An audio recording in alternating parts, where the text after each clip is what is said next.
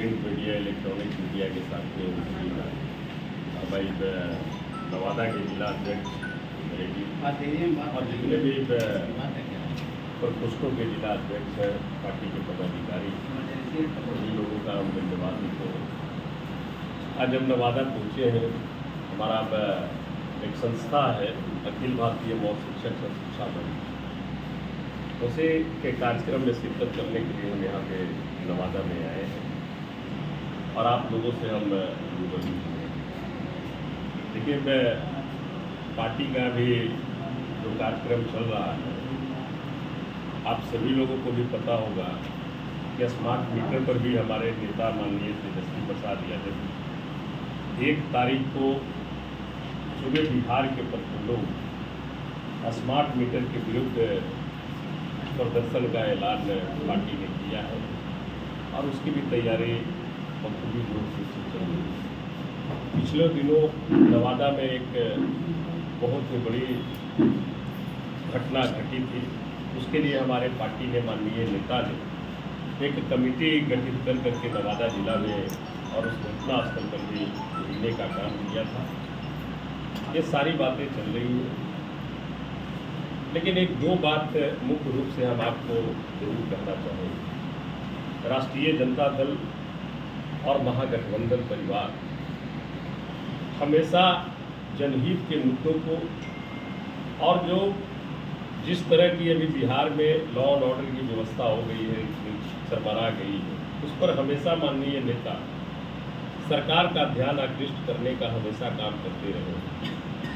चाहे वो जिस प्रकार का भी मुद्दा हो, जातीय गणना हुई, जातीय गणना जब माननीय तेजस्वी प्रसाद यादव जी उप मुख्यमंत्री थे, 17 महीने महागठबंधन की सरकार रही, उसमें अनेकों ऐतिहासिक कार्य किए गए। जातीय गणना हुई, उसके अनुरूप आरक्षण का प्रावधान किया गया, लेकिन ये एनडीए के भारतीय जनता पार्टी के जो पर्दे के पीछे लोग बैठे हैं, उसे हाई कोर्ट कर करके उसे रोकने का काम किया गया। यही नहीं, आपने देखा होगा 17 महीने में ऐतिहासिक एक काम किया गया जो मैं समझता हूँ कि देश में किसी राज्य में पहली बार 2,23,400 कुछ लोगों को एक साथ पहली बार बेरोजगार युवाओं को नियुक्ति पत्र बांटने का काम 17 महीने एक साथ। ऐसे रोजगार तो उस 17 महीने के कार्यकाल में तकरीबन 5 लाख से भी ऊपर ही, लेकिन इन तमाम बातों को वो जिक्र करना नहीं पसंद करते। जब भी बातें आती है कि ये रोजगार तो हम लोग पहले से सृजन किए हुए थे, पहले से दे रहे थे। अरे भाई, पहले से दे रहे थे तो 15 सालों से सरकार चल रही थी, आपने क्यों नहीं दे दिया? तो यही एक मुद्दा नहीं है। 2015 की भी हम बात बताएंगे। 2015 में जब हम महागठबंधन थी उस समय, और महागठबंधन में ही हम टिकारी से विधायक हुए थे, और आपको याद होगा कि उस 2015 में जो सरकार बनी महागठबंधन की, उसमें हर घर नल जल योजना, हर गली नाली पक्कीकरण योजना, GTNS वाई योजना, ग्रामीण टोला निश्चय पथ योजना, ऐसे अनेकों जो जनहित की जो काम थी उसे महागठबंधन के सरकार में की गई, जिसका ढिंढोरा मैं समझता हूं कि सारे लोग एनडीए के हैं वो कितना प्रारंभ करते हैं। आज हमारे नेता जब कहीं पर भी घटना घटती है तो हमारे नेता लॉ एंड ऑर्डर पर सवाल उठाते हैं, सरकार का आँख खोलने का काम करते हैं, तो वो चले जाएंगे 15 साल 20 साल पीछे। अरे भाई, अभी जिसकी बात का ध्यान हम आपको देना चाह रहे हैं, आप उस पर तो जवाब दे दीजिए। क्यों दिन दहाड़े हत्या हो रही है, क्यों लूट हो रही है, क्यों बलात्कार हो रही है, तो उस पर कुछ नहीं बोलेंगे, सीधे चले जाएंगे 15 साल 20 साल पीछे की दुहाई देने। ऐसे सरकार में रह करके आपको जवाबदेही तो लेना होगा, जवाब तो देना होगा। और हम लोग विपक्ष में रह करके पूरी तरह से मुस्तैद है। हम हर एक जनहित के मुद्दे पर, वैसे सवालों पर सरकार से सवाल करते हैं, करते रहेंगे। तो मांझी जी कहते हैं कि 100 में 70 मामला में राजद का हाथ होता है। देखिए, सरकार उनकी है ना, सरकार वो चला रहे हैं, आपको जांच करने में कोई रोका है क्या? पार्टी और जाति पर जो टीका टिप्पणी लोग करते हैं, पार्टी और जाति का क्रिमिनल कोई आधार नहीं होता है। क्रिमिनल और अपराधी एक जात ही अलग है। वो उसको जाति में जो बांट करके लोग देखते हैं, तो मैं समझता हूँ कि ये गलत है। चाहे अपराधी किसी भी जात का हो, अगर उसने अपराध किया है, घटना दुर्घटना किया है, तो उसे सजा मिलनी चाहिए। और हम लोग इसी चीज बात को रखने का काम और माननीय नेता करते रहे। चलिए, और कोई बात? सर, अभी आपने कहा कि मीटर के विरुद्ध चलाया जाएगा अभियान, तो उसमें क्या मीटर सारे जनता से अपील किया जाएगा हटाने के लिए? देखिए, ऐसे भी हाई कोर्ट का भी निर्देशन है और सुप्रीम कोर्ट ने भी कहा है कि अगर इस तरह का मीटर वगैरह का कोई प्रावधान अगर कर रहे हैं, तो जब तक के जो लाभुक हैं, जो कंज्यूमर हैं, अगर उनकी सहमति नहीं है, तो इस चीज़ को नहीं लगाया जाए। ये कोर्ट का भी आदेश है, लेकिन सारे कोर्ट के आदेश को अफसरशाही चरम सीमा पर है, सब ताकीद पर रख दे रहे हैं। और अब ये अभी आप देख रहे होंगे, स्मार्ट मीटर लगने के क्रम में कई को जगह घटनाएं घटी हैं और आम आवाम पर पदाधिकारियों के द्वारा FIR तक के किया जा रहा है। सारे गरीब गुरबा कंज्यूमर परेशान हैं, इन्हीं को पकड़ करके जेल में ठूस दिया जा रहा है।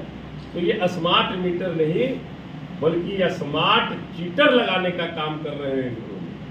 आपने तो बोला था 14 में ही बोला था ना, 14 में सत्ता में आए थे, क्या क्या बोल करके हम उतना में नहीं जाना चाहेंगे। लेकिन एक दो बात को का ध्यान हम आपके माध्यम से आकृष्ट कराना चाहते हैं। याद होगा, माननीय प्रधानमंत्री जी ने कहा था कि हर एक के सांसद जो हैं वो एक गांव को गोद लेंगे। याद है? यहाँ भी आपके सांसद के द्वारा, जो अभी केंद्रीय मंत्री हैं, गोद लिया गया होगा। उस गांव की स्थिति देख लीजिए ना, गोदे में रह गई। नहीं, आप समझ सकते हैं किस तरह का लोगों को दिग्भ्रमित करने का काम ये भारतीय जनता पार्टी और NDA की सरकार करती है। आप 543 लोकसभा के जो लोग गोद लिए थे, उस गांव की स्थिति के बारे में देख लीजिए क्या स्थिति रही। तो ये सिर्फ दिग्भ्रमित करने का काम करते हैं, कभी जाति धर्म के नाम पर, कभी मंदिर मस्जिद के नाम पर, कभी पिछड़ा दलित के नाम पर, कभी आरक्षण के नाम पर। तो ये सिर्फ दिग्भ्रमित करने का काम कर रही है सरकार। और इस बार बिहार ही नहीं बल्कि देश की आवाम उनकी बातों को समझ चुकी थी, लेकिन थोड़ी सी चूक रह गई। अरे भाई, आप 400 पार का नारा दे रहे हैं, अब की बार 400 पार, 400 पार। जब 400 पार नहीं हुई, तो आपको तो नैतिकता के आधार पर उसी समय उनको रिजाइनेशन कर देना चाहिए था कि हमारे ऊपर से देश और जनता का विश्वास खत्म हो गया है। लेकिन आपने क्या किया? आपने आर्थिक पैसे की कमी है नहीं, आर्थिक पैकेज क्या किया? 15,000 करोड़ वहां आपने दे करके उनका समर्थन प्राप्त किया। यहां आपने एक लुभावना पैकेज दिया है। कोई ये पैकेज मैं समझता हूं कि नहीं है। सारे पुराने बोतलों पर नया लेवल लगा करके ये सिर्फ बिहार के लोगों को गुमराह करने का काम किया गया। आपने 11,500 करोड़ बाढ़ नियंत्रण के लिए दिया। 11,500 करोड़ में बाढ़ नियंत्रण आप कैसे कर लीजिएगा? छोटे छोटे कहीं की डैम बनाएंगे, छोटे छोटे पाइप चहका बनाएंगे। अरे भाई, जिस तरह का कोसी बराज अभी उफान पर है, वो आप अगर बना भी दीजिएगा तो वो रोक पाएगी बाढ़ को?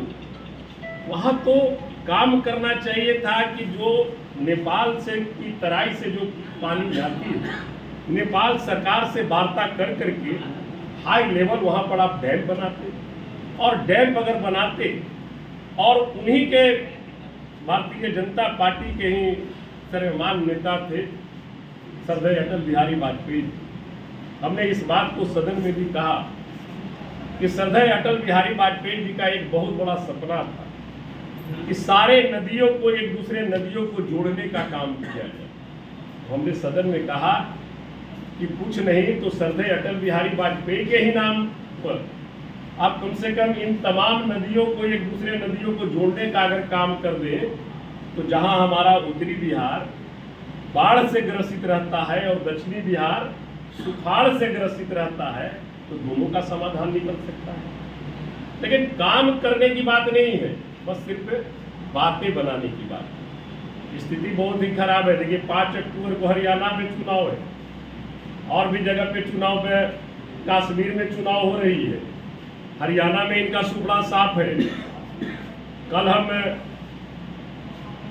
चतरा में थे, राष्ट्रीय जनता दल का कार्यकर्ता सम्मेलन में अपार जनसमूह भीड़ आई हुई थी, और जिस तरह से वहां महागठबंधन की सरकार झारखंड में चल रही है, इस बार पुनः स्पष्ट बहुमत से झारखंड में महागठबंधन की सरकार शिबू सोरेन जी के नेतृत्व में बनने जा रही है। तो अब विश्वास उनका खत्म हुआ है, और आने वाला जो 2025 में बिहार का चुनाव होगा, उसमें निश्चित तौर पर माननीय तेजस्वी प्रसाद यादव जी के नेतृत्व में महागठबंधन बिहार के लिए एक नए युग की शुरुआत और नए रूप के विकास की शुरुआत, जिसमें हर एक लोगों को सम्मान, चाहे पिछड़ा हो, दलित हो, महादलित हो, अल्पसंख्यक हो, वंचित वर्ग हो, जो भी हो, उन्हें ये आभास जरूर होगा कि नहीं 25 में जो